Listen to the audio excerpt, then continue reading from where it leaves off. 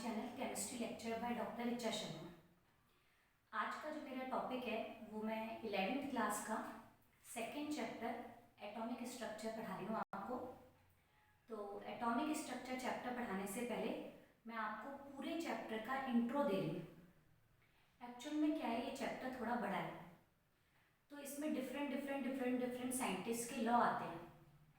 तो आप एक के बाद एक पढ़ते जाइए। आपको पता होना चाहिए कि आप कौन से साइंटिस्ट का लॉ पढ़ रहे हैं, ठीक है, और उसका पढ़ने का रीज़न क्या है। तो मैं आपको वैसे आपने नाइन्थ क्लास में भी एटॉमिक स्ट्रक्चर चैप्टर थोड़ा सा पढ़ा था, तो अब मैं आपको एटॉमिक स्ट्रक्चर चैप्टर पढ़ा रही हूँ। पहले इंट्रो दे रही हूँ चैप्टर का, फिर हम चैप्टर स्टार्ट करेंगे, ठीक है। सबसे पहले आप लोगों ने नाम सुना है डेल्टन साइंटिस्ट का। डेल्टन साइंटिस्ट ने सोचा ये मैटर किस चीज़ का बना है, तो उसको डिवाइड करता गया। लास्ट में एक बहुत छोटा सा पार्टिकल बचा जिसको वो और ज़्यादा डिवाइड नहीं कर पाया, ठीक है। तो उसने उसका नाम रख दिया ए मतलब नॉट, टम मतलब कट। उसने बोला ये पार्टिकल मुझसे कट नहीं हो रहा है, तो उसने उसका नाम रख दिया एटम। ऐसे एटम की डिस्कवरी हुई। उसने पार्टिकल की डिस्कवरी करी जो और ज़्यादा ब्रेकडाउन नहीं हो पा रहा था, तो उसने उसका नाम एटम रख दिया, ठीक है। बाद में एक साइंटिस्ट आया, हस्बैंड एंड वाइफ थे, मैरी क्यूरी और पियरे क्यूरी। मैरी क्यूरी और पियरे क्यूरी ने डिस्कवरी करी रेडियो एक्टिविटी कि एटम में से रेडिएशन डिके होते हैं, अल्फा बीटा गामा। तब मिसेस क्यूरी ने कहा कि एटम में से अल्फा बीटा गामा रेडिएशन निकल के आ रहे हैं, इसका मतलब एटम के अंदर कुछ ना कुछ तो है। एटम में कुछ है जब भी तो एटम के अंदर से आ रहा है। तो पता लगाया जाए कि एटम के अंदर कौन से पार्टिकल है, एटम के अंदर क्या है। तो सबसे पहले पता करने के लिए साइंटिस्ट आए थॉमसन। साइंटिस्ट ने बोला कि एटम के अंदर इलेक्ट्रॉन्स हैं, ठीक है। उसके बाद नेक्स्ट साइंटिस्ट आए गोल्डस्टीन। साइंटिस्ट ने बताया एटम में प्रोटॉन है। और सबसे लास्ट में डिस्कवरी हुई न्यूट्रॉन की। चैडविक साइंटिस्ट ने डिस्कवरी करी कि एटम में क्या होते हैं, न्यूट्रॉन होते हैं। ऐसे पता पड़ा कि एटम में इलेक्ट्रॉन, प्रोटॉन, न्यूट्रॉन होते हैं, ठीक है। अब एटम में इलेक्ट्रॉन, प्रोटॉन, न्यूट्रॉन होते हैं तो किस जगह पर होते हैं, उनका अरेंजमेंट क्या है। भी एटम में किसी जगह पर तो होते होंगे ना, एटम में इलेक्ट्रॉन, प्रोटॉन, न्यूट्रॉन, अरेंजमेंट क्या है। तो अरेंजमेंट बताने के लिए पहला साइंटिस्ट आया थॉमसन मॉडल। थॉमसन मॉडल आते ही रिजेक्ट हो गया, क्योंकि थॉमसन ने ये बताया कि एटम में इलेक्ट्रॉन, प्रोटॉन होते हैं, न्यूट्रॉन को उन्होंने जगह ही नहीं दी थी। जैसे ही न्यूट्रॉन की डिस्कवरी हुई थॉमसन मॉडल रिजेक्ट हो गया, ठीक है। तो थॉमसन के रिजेक्ट होने का रीजन ही क्या है, न्यूट्रॉन डिस्कवरी। थॉमसन के रिजेक्ट होने के बाद जो नेक्स्ट मॉडल आया वो था रदरफोर्ड मॉडल। आप लोगों ने नाम सुना होगा रदरफोर्ड मॉडल। रदरफोर्ड मॉडल उस टाइम का जो था वो सबसे शानदार डिस्कवरी थी। और आप यूँ भी समझ सकते हैं रदरफोर्ड ने जो डिस्कवर किया वो तो हम आज भी पढ़ रहे हैं, ठीक है। रदरफोर्ड ने क्या डिस्कवरी क्या की थी कि न्यूट्रॉन, प्रोटॉन न्यूक्लियस में होते हैं और इलेक्ट्रॉन चारों तरफ रिवॉल्व कर रहे हैं। वो तो हम आज भी पढ़ रहे हैं कि न्यूट्रॉन, प्रोटॉन न्यूक्लियस में और इलेक्ट्रॉन चारों तरफ रिवॉल्व करते हैं, ठीक है। लेकिन रदरफोर्ड की थ्योरी के two drawbacks, only two drawbacks. इतनी शानदार थ्योरी और उसकी केवल टू ड्रॉबैक्स, ठीक है। तो उन दोनों ड्रॉबैक को सॉल्व करने के लिए नेक्स्ट साइंटिस्ट आया बोर। जैसा नाम वैसा काम। बोर साइंटिस्ट ने तो बोर ही किया, ठीक है, इसने और कुछ नहीं किया। ये चीटिंग खोर था। देखिए ऐसा है कि ये जो रदरफोर्ड साइंटिस्ट आए, रदरफोर्ड के टू ड्रॉबैक्स हैं। उन टू ड्रॉबैक में एक वर्ड आ रहा है कि जब रेडिएशन आती है तो स्पेक्ट्रम ऐसा नहीं वैसा बनना चाहिए। देखिए अभी तो आप लोगों को पता ही नहीं है कि व्हाट इज रेडिएशन, रेडिएशन क्या है। स्पेक्ट्रम ऐसा वैसा क्या, आपको तो यही नहीं पता कि स्पेक्ट्रम क्या होता है, ठीक है, अभी तो हम पढ़ेंगे।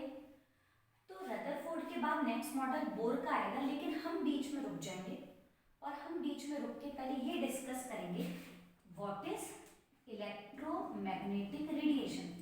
जब तक हमको यही नहीं पता है कि रेडिएशन क्या है, जब तक हम कैसे डिस्कस करेंगे ड्रॉबैक को और उसको सॉल्व कैसे करेंगे। फिर हम डिस्कस करेंगे व्हाट इज स्पेक्ट्रम, स्पेक्ट्रम का मीनिंग आएगा जब तो हम ये पढ़ेंगे और उसके ड्रॉबैक को डिस्कस करेंगे, ठीक है। तो फिर हम डिस्कस करेंगे स्पेक्ट्रम क्या चीज होती है। अब बोर साइंटिस्ट का एक बहुत ही फास्ट फ्रेंड था, उसका नाम था प्लैंक। प्लैंक साइंटिस्ट ने एक छोटी सी डिस्कवरी करी है, वो किसको बताए, तो भागा भागा बोर के पास आया कि ये बोर देख मैंने तो शानदार डिस्कवरी कर ली। उसको एटॉमिक मॉडल से कोई मतलब नहीं था, उन्होंने तो छोटी सी डिस्कवरी करी। तो बोर ने सोचा कि क्यों ना मैं प्लैंक की थ्योरी यूज करके रदरफोर्ड के ड्रॉबैक को सॉल्व कर दूं। तो बोर साइंटिस्ट ने प्लैंक की थ्योरी को यूज किया और रदरफोर्ड के ड्रॉबैक सॉल्व कर दिए, ठीक है। कंसेप्ट प्लैंक का, थ्योरी बोर की, ठीक है। तो बोर ने आपके रदरफोर्ड के दोनों ड्रॉबैक सॉल्व कर दिए। अब आपको समझ में आया, हम रदरफोर्ड के बाद नेक्स्ट थ्योरी तो बोर की पढ़ेंगे, लेकिन हम बीच में क्यों रुकेंगे आपको अच्छे से पता है। हम बीच में नहीं रुकेंगे, इन वर्ड का मीनिंग ही नहीं आएगा तो हम आगे कैसे बढ़ेंगे, ठीक है। अब बोर के तो 4-5 ड्रॉबैक, हमने तो इसके 2 ड्रॉबैक माफ नहीं किए, इसके तो हमने सारे ड्रॉबैक एक तरीके से माफ ही कर दिए।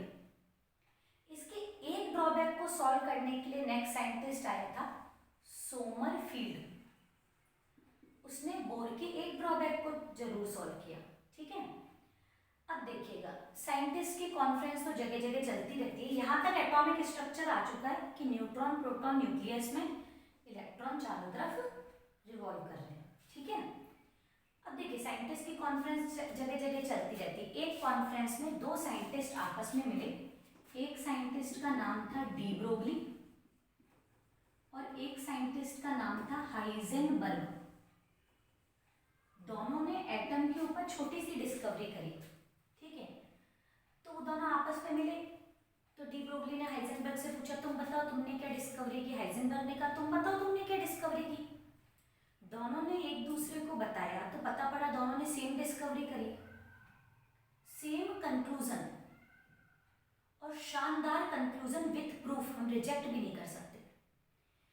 इन दोनों की थ्योरी का कंक्लूजन था कि एटम में इलेक्ट्रॉन कहाँ पर है, इलेक्ट्रॉन की क्या पोजीशन है, उसके बारे में हम श्योरिटी से कुछ नहीं कह सकते। लो, इस कंसेप्ट ने तो पूरा एटॉमिक मॉडल ही हिला दिया, ठीक है। हम कह रहे थे न्यूट्रॉन प्रोटॉन न्यूक्लियस में इलेक्ट्रॉन रिवॉल्व कर रहा है। अब इन दोनों ने तो प्रूफ के साथ बोल दिया कि इलेक्ट्रॉन कहाँ है, उसकी पोजीशन के बारे में आप कुछ श्योरिटी से नहीं कह सकते हो। तो ये तो एटॉमिक मॉडल ही गड़बड़ हो गया हमारा। तो इतनी सारी हमने डिस्कवरी करी और एटम अभी भी इनकम्प्लीट।